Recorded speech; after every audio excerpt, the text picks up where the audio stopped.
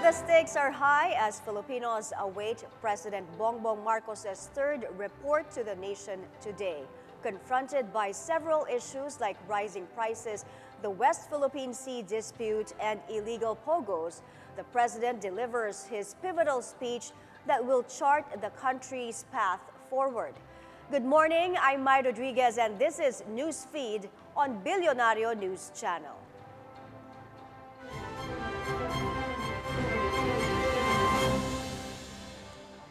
All eyes on the Senate and the House of Representatives this morning as the 19th Congress opens its third regular session later at 10. After calling their respective chambers to order, Senate President Cheese Escudero and House Speaker Martin Romualdez will join fellow lawmakers in a joint session at the Batasang Pambansa, where President Bongbong Marcos will deliver his third State of the Nation address. In a statement Sunday, Speaker Romualdez vowed the House will act swiftly on the legislative priorities the President will outline in his SONA.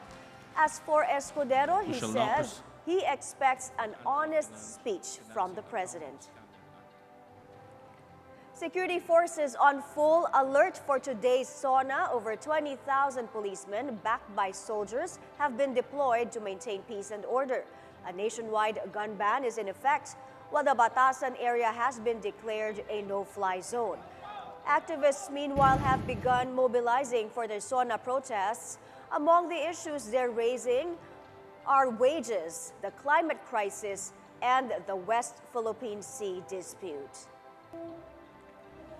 Authorities have implemented a traffic rerouting plan for today's SONA. Zipper lanes were opened along Commonwealth Avenue southbound to give way to government officials and invited guests who are headed to the Batasan complex.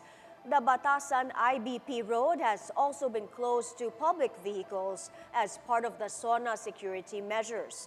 The MMDA is advising motorists to take alternate routes, which are posted on the agency's social media pages. The MMDA also says the number coding scheme is not suspended today. It's a rainy SONA as severe tropical storm Carina intensifies further. Carina was last spotted at 420 kilometers east of Tuguegarao, heading west at a slow pace. It has winds of up to 100 kilometers per hour and gusts of up to 125 kph. Weather Bureau Pag-asa has raised signal number 1 over the eastern portion of mainland Cagayan and the northern portion of Isabela. Sa kasalukuyan po ay mabagal ang pagkilos nitong si Bagyong Carina sa direksyong north-northwestward. Kaya asahan po natin dahil sa combined effects nitong si Bagyong Carina pati na rin ng enhanced southwest monsoon or pinalakas na epekto ng hanging habagat, ay asahan po natin ang maulan na panahon sa malaking bahagi ng ating bansa for the next 2 to 3 days.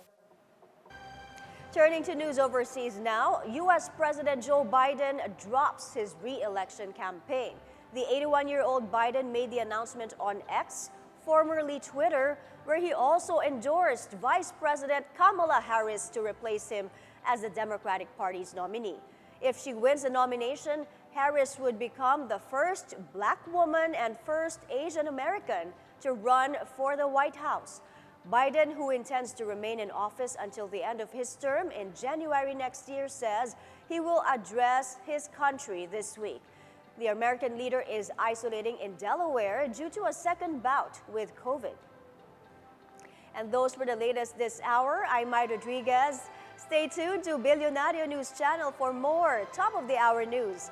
Available on Signal TV Channel 24 and on Free TV Channel 31. Bilyonaryo News Channel, always on top.